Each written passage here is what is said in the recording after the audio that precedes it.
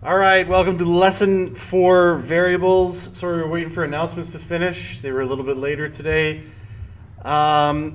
Just to get things started, I'm going to get through it, hopefully get through this lesson within the next 20 minutes or so. I am currently watching the live stream, so it is working. So moving forward from here, these live streams will work. You can get in, watch them live, or you can go into the lesson themselves and watch them on your off days. Okay, so lesson 4 variables. We have two types of variables in Java. We have primitive variables that'll hold primitive data types. So the example is int, double boolean. An int is just a whole number. It doesn't have a decimal. Double is a floating point, so it's going to have some decimal places in it. And a boolean is just a true or false. These are just 3 examples. These are the 3 we're going to function within the most for the next little while. That's why I've used the example. Object variables that hold a reference to an object of the class.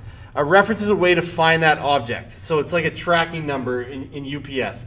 So you can create a variable that is a reference to an object somewhere else in your class, or possibly in your superclass or your main class where you're getting parameters from. Okay? Don't worry about object variables right now. We will get to that as we advance. Okay, I'm not going to get too much into the binary part of things in terms of bits and bytes and all of that stuff. The important thing here is I want to use the correct terminology, because a lot of times my terminology is wrong just because I taught myself how to do this, so sometimes I run into these issues where I don't use it right. Creating a variable, we call that declaring a variable. All right, when you create a primitive variable, Java will set aside enough memory for that data type. So an integer has a specific amount of memory that's required. When you create that empty box, it was by declaring that variable, it's going to save enough space to hold the biggest portion of that data type. Okay? And here's, just have a couple examples of what's happening with that in terms of, we have a variable called 1. It's a Boolean, so it's a 1 or a 0. Right now it's a 0 or it's a 1, so it's going to be 1 bit that it's going to have to carry. Okay? An integer has 32 bits of space, and I'm going to, later on in the lesson, I'm going to explain to you. I'm not going to spend a lot of time explaining it to you. You can be an incredibly good coder and not understand binary at all. So it's not the end of the world. Okay? A double contains 64 bits, and we'll get more into that later, but not a lot. All right, to declare a variable, you just have to specify the type, leave a space, and then put a name for that variable, and then you finish it with a semicolon. Okay? For an integer, Java uses int. For a double, it uses the word double. And for a Boolean, it uses the word Boolean. Now, the important part to look at this is these are all lowercase. Primitive variables always have lowercase as the starting character. Okay? And you can see an example here, int score. So the data type is int. The name of the variable is score. Okay? We can set the value later, which is very different from what we learned in Python. When we went through Python, we always declared the variable and then assigned a value to it. We don't have to do that in Java. You can, but you don't have to. And you can see here in this example, I'm not going to go into Eclipse with this example because it's relatively simple. Okay? So I have int score, and then I assign a value of toScore later on with a 0. Okay? So I declare the integer score, and then I assign a value to score of 0. And then I print out score. So I don't know why I have this in here. I was apparently being smart at some point, and I said that if you put this code in exactly as it is, you'd get an error. I think it's just because there's missing braces on the top and bottom here. This is just the brace from the class. I think there's supposed to be 2 more. I don't know what I was on when I was, what my point was when I was on this. But the first one is 0 when we print out here on line 7. The second print statement is on line 10. And you're going to print out price. The value of price is established in line 9. It's 2.55. And the third one on line 13 prints out 1, which is a false, so it prints out false. Okay, I'm not going to demonstrate those in Eclipse. I think those are relatively straightforward enough. We can also change the value. Actually, this is an important part too. I don't know if I've said this before, but in Java, we treat the semicolon like a period in English when we write. When we're finished our thought, and there's nothing more related to that thought, we put a period. That's what we do for a semicolon. Okay, so all of these semicolons in here are saying this is now complete. It doesn't need anything else. If it does, it'll be on its own line, its own statement, and we terminate that statement using that semicolon. Okay. You can also specify a value for a variable by adding equal sign. So if you want to assign the value immediately, you can do that. So you declare the variable with the data type and the name, and then you assign the value right there, terminate with the semicolon. Okay. If we look at this one here, what would be the output for the following code? So we have a declared variable of score and an assigned value of 4. We print that out, and it's going to print us the value of score, which is 4. Same thing with price and with 1. And I have those there. If you just highlight them, they show up. Okay. The equal sign here doesn't mean the same as it does in a mathematical equation. It's used to assign value. So it's not saying that the left and the right are equal or the same or anything like that. It's just saying this is what we want the value of this variable to be. Okay? Questions? Are we good? Okay, so I have some of these in here and sometimes I get them wrong. The line of the code contains both a definition and an assignment. So have we declared the variable and have we assigned a value? Int number equals 99. We have, so it's true. Okay, changing variables. A variable holds a value that can change throughout your lines of code. So if we look at this one right here, we declare the variable, we assign a value of 0, we print it. So our first output is 0. Then on line 7, we say, hey, actually score is going to equal whatever score is now plus 1. And then we print it. So now score is going to be equal to 1. So we're going to get 2 print statements on line 6 and line 8 that are going to come out as 0 and 1. Okay, you can set a variable's value to copy the value of another variable. It's not going to change the value of the original. And you can see that example here. So I have int x equals 0, y 1, z 2. X equals y. So on this line, when it is originally declared, the value of x is 0. But at line 8, the value becomes 1 because it's the same as whatever y is. And y equals y times 2. So the value of y is now going to become 2. X is still going to be 1. And then in line 10, z equals 3. So instead of 2, it becomes 3. All right? Relatively simple. Naming variables. This is important, so please take this part of the lesson. You can name a variable anything, but there are a few words. A variable name should start with an alphabetical character. Okay? Not relatively, shouldn't start with a numeric character or special character or anything like that. You also can't use keywords that are reserved for variable names in Java. So these are keywords. And we've used some of them before, so they should be familiar. This is not one. Okay? These are all words that are used to declare something else. So we can't use those to name our variables. Now, if I wanted to be rude, I could make you memorize every single one of them, but I don't see the value in that because if you don't use those keywords every day, memorizing them now is not going to benefit you in the future. As you code more, those keywords will become more common. If you try and name a variable, a keyword, you'll get an error, and it'll tell you, hey, you can't do that. That's a keyword. Okay, so there's a list here if you want to go look at them. I can't imagine why you'd want to, but there's a list of them. The variable name, this is the important one. The variable name should match the function of the variable and the type of the variable. It shouldn't be called something that makes no sense. And I understand sometimes when we code, and I see lots of memes about this, when we code we get angry and we're frustrated because something's not working, so we start naming our variables based on that frustration. So we name them, this is stupid, I hate computer science, Java sucks. That becomes all of our variable names. While it's funny, if anybody else ever has to look at that code, it's not going to be funny to them, it's just going to be confusing. So when you name things, you should try and keep the name as short as possible while still relating to that function. So if you have a piece of code that is going to track the score of something, you can call that variable score. or opponent score, or something that makes sense.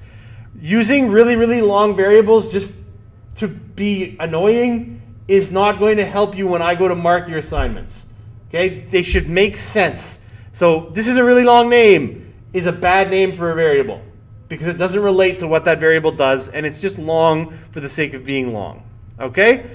The convention in Java is always to start a name with a lowercase and then uppercase the first letter of each additional word. This is called camel case or camelback, whatever you want to call it.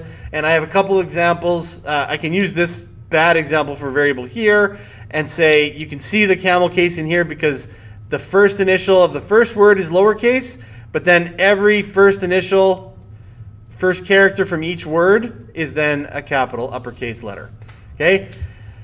And Java is also case sensitive, so player score is one variable, and this player score with lowercase s, that's a different variable. And I make that mistake often where I'll miscapitalize something when I go to call it or use it, and it doesn't work, and then I go, ah man, I typed the wrong letter here. Okay? And I do understand you don't need to point out when I'm demonstrating something when I name my variable x. I'm being hypocritical. Do what I say, not what I do. Make sense?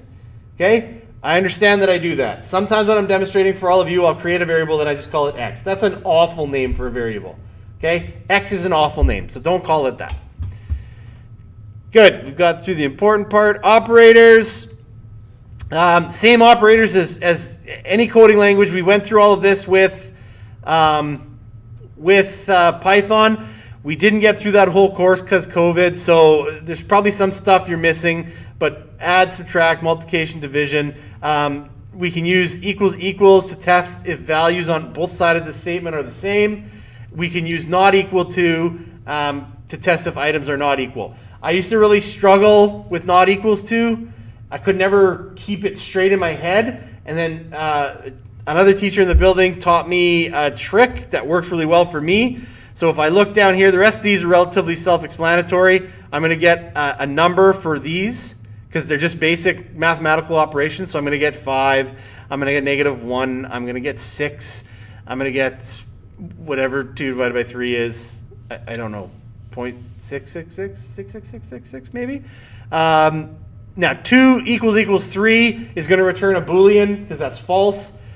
2 not equal to 3 is where, and this is going to sound stupid, but when you start getting into nested not statements, it can become a bit confusing. So what the other teacher in the building taught me in order to help manage this is take away the not and just figure out if the statement's true or false without the not. So right now, if I look at that and say 2 equals 3, that's not true. So the statement is false. But if I add, now when I add the not, I say not false. Okay, which means true. So this statement is going to return true. Now, if we change this to 3, and I say 3 is not equal to 3, I hide the not, and I say 3 is equal to 3, that's true. But now I have to add the not back in, and I say not true. Therefore, the statement would return false. And I know that sounds convoluted and dumb, but it really helped me when you get into really complicated conditional statements in terms of nots. Okay? When Java sees you doing integer division, it assumes you want an integer result. So it'll throw away anything after the decimal. All right? If you have 2 integers and you're doing some calculation with them, it'll give you the answer in the integer. If you have even 1 double in that operation, it's going to say, oh, you got a double, you must want a double answer. And it won't give you the integer answer. All right? Modulus. I think we touched on this in Python. Modulus is not division, but division happens. So if we have modulus, say 5 modulus 2, we're going to return 1 because 2 will fit into 5 twice.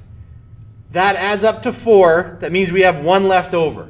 Modulus is always going to return that leftover number, whatever it is. Okay, so if I have 66 modulus 40, or 66 modulus, let's go 44 modulus 23. I'm going to return 21. Okay, because the 23 fits into 44 once, and then there's 21 leftovers. And the 21 is what returns. Okay, there's a nice math problem for you here.